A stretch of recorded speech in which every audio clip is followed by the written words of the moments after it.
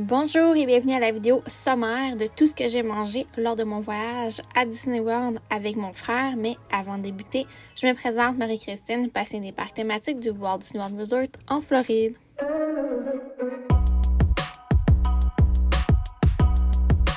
Donc pour cette vidéo, on va débuter à calculer le coût en nourriture dès qu'on est physiquement à Orlando, parce qu'on a pris un petit déjeuner à l'aéroport, mais c'était en canadien. Donc les prix que je vais vous partager dans cette vidéo-là, c'est tout ce qu'on a dépensé en US quand on était physiquement à destination.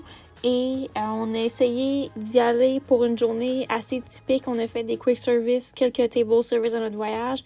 Et on a pris peu d'extra. On a pris peut-être 2 snacks maximum par jour. Et ça va vous donner peut-être une idée, là, si vous êtes 2 à Disney, combien grosso modo vous allez sûrement dépenser pour manger. J'avais amené là, des sachets de gruau pour le matin et quelques collations dans mon sac à dos de voyage. Ça compte pas dans le prix en nourriture parce que c'est plus ou moins là, 15$. Là. Et je vais inclure dans le total, par exemple, l'épicerie que j'ai faite avec Uber Eats pour complémenter nos collations et nos petits déjeuners. On est allé s'acheter un petit peu là, de yogourt grec, des fruits et légumes. Donc, c'est ce qu'on a fait avec Uber Eats. Alors, dès maintenant, on débute avec la première journée, le 18 juin. Donc, pour notre première journée, notre lunch a été au quick service du All-Star Sports. Pour ma part, j'ai pris une assiette de crevettes à 15,29 US et mon frère a pris une assiette de poulet à 14,79. C'est revenu grosso modo à 32,3$ US pour notre lunch. Ma commande d'épicerie Uber Eats était de 28,72 quand je calculais les taxes et également le pourboire, puisque j'ai augmenté un petit peu le pourboire parce qu'il y avait un petit délai de traitement pour chercher quelques items dans l'épicerie, donc j'ai donné un petit 3$ de plus. Et en soirée, on est allé au Blaze Pizza à Disney Springs. J'ai utilisé mon rabais pass holder de 10% avec ma passe annuelle.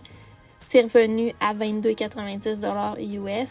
Et mon frère s'est acheté un biscuit au Gideon qui est revenu à 6,39$ US. Donc, le grand total pour cette première journée, c'est 90,4 sous dollars US. Ça comprend l'épicerie Uber Eats. Et dans le fond, les prochaines journées, je ne vais pas inclure le budget Uber Eats. On ne va pas le splitter. Donc ensuite, c'était notre journée Animal Kingdom et on a déjeuné à la chambre, donc on va dire gratuit. On s'est pris un Touchos en collation à 11,49. On a dîné au Harambe Market. On a pris chacun un bol de poulet. C'est revenu à 27,66.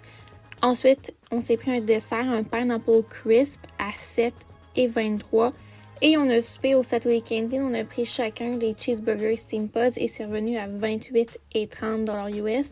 Donc, une journée ici, là, sans table service. On a fait vraiment que des restaurants rapides. C'est revenu pour nous deux à 74,68$ US. Pour la journée suivante, c'est notre journée Magic Kingdom et cette fois-ci, on a déjeuné au food court. On s'est partagé le bagel déjeuner et un accompagnement à 2. C'est revenu à 13,42$. On a dîné au Cosmic Race. On s'est séparé une salade et des filets de poulet. C'est revenu à 22,80$. On s'est pris une collation de popcorn au caramel qui est revenu à 5,95$ parce que j'ai un rabais là, de 20% pour les magasins et le Big Top Souvenir, c'est une boutique et on y vend des friandises. Ensuite, le Tony's Town Square. Pour la plupart des restaurants table service du mois de juin, mon rabais était doublé. Donc, pour le Tony, j'avais un rabais de 20% de rabais. C'est pour ça qu'on s'est pris une entrée. On a pris les mozzarella sticks. Moi, j'ai pris une assiette de pâtes aux crevettes et mon frère a pris le bœuf braisé. C'est revenu avec le pourboire à 76,05$. Donc, le total de cette journée était de 118,22$. Ensuite, c'était notre journée repos. Donc, on a déjeuné à la chambre. On est allé dîner au Polynésien, au Captain Cook's et c'est revenu à 26,92$ pour le stir fry et les nachos. Et là, c'est là que ça a commencé à déraper. On est allé au Boathouse, qui était vraiment pas prévu. Au début, on était supposé souper en quick service ce soir-là, mais on a réservé au Boathouse à Disney Springs et c'est revenu avec le type à 110,85$ US. On a pris chacun un breuvage alcoolisé. on a pris les filets mignons sliders, du mac and cheese et du steak à partager. Donc, notre journée est revenue à 137,77 $. La journée suivante, c'est notre journée à Hollywood Studios et on a déjeuné à la chambre, mais en mi-avant-midi, on s'est pris là, un tachos déjeuner au Boody's Lunchbox à 9,36 $. On a dîné au Backlot Express, on a pris chacun une salade, c'est revenu à 25,54 $. Ça, c'est notre extra qu'on finalement on n'aurait pas dû acheter dans la journée, mais on était bien contents. Le funnel cake à 9,04 $, c'est le moins cher des funnel cakes à Disney World, c'est au Epic Eats à Hollywood Studios. Et le Roundup Rodeo Barbecue, on est allé souper là parce que j'avais encore une fois 20% de rabais.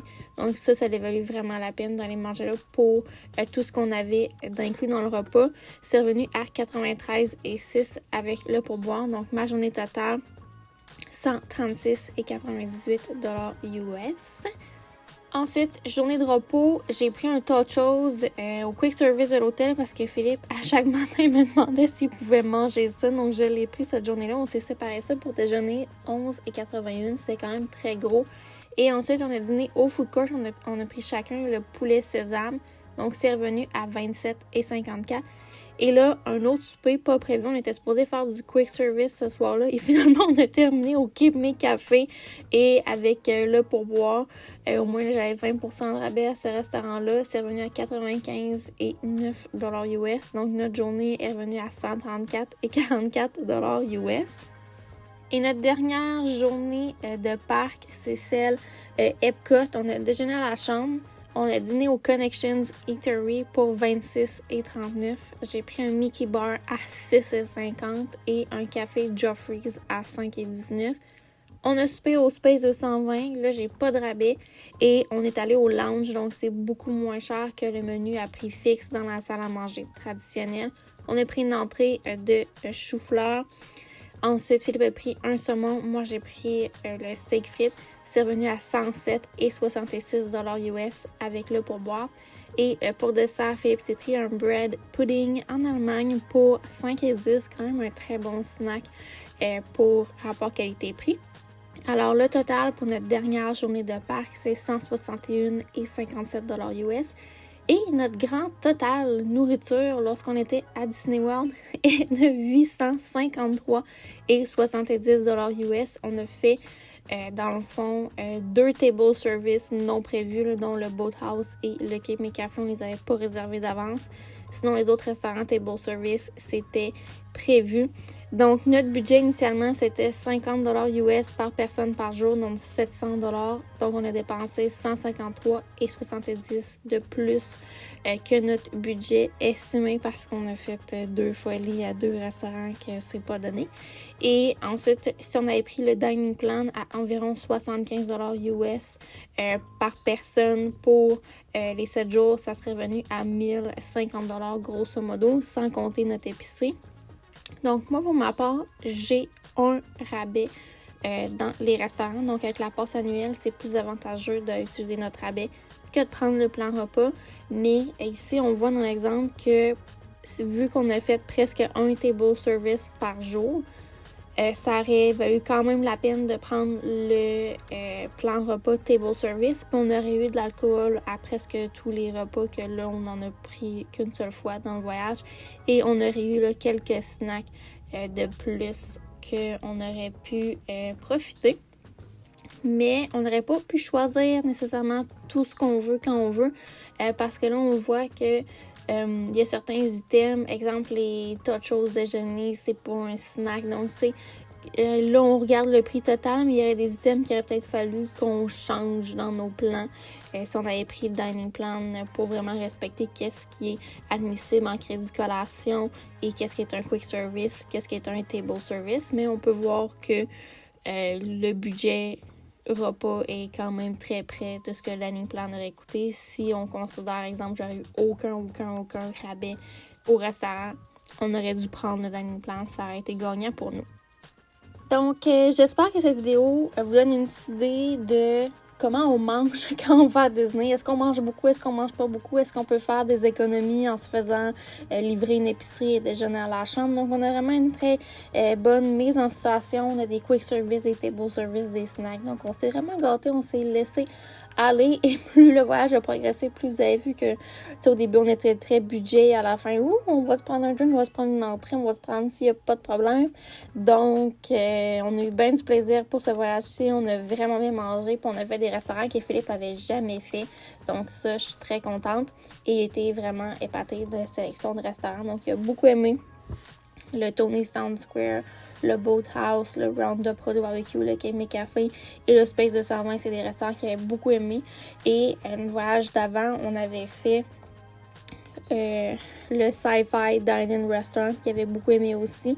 On avait fait Be Our Guest en quick service le matin quand c'était offert. Ça aussi, il avait aimé. Et on avait fait quelques autres restaurants. Donc, ce fut un plaisir pour moi de vous décrire ce que j'ai mangé, comment ça a coûté. Et prochainement, je vais faire une vidéo de notre budget de voyage, comment on a dépensé au total avec l'hôtel, les billets de parc, les Uber, les Lightning Lane et tout ça. Vous allez avoir notre grand total pour voir grosso modo, ça coûte combien aller à Disney World pour bien vous préparer. Et on se dit pour une prochaine fois. Bye!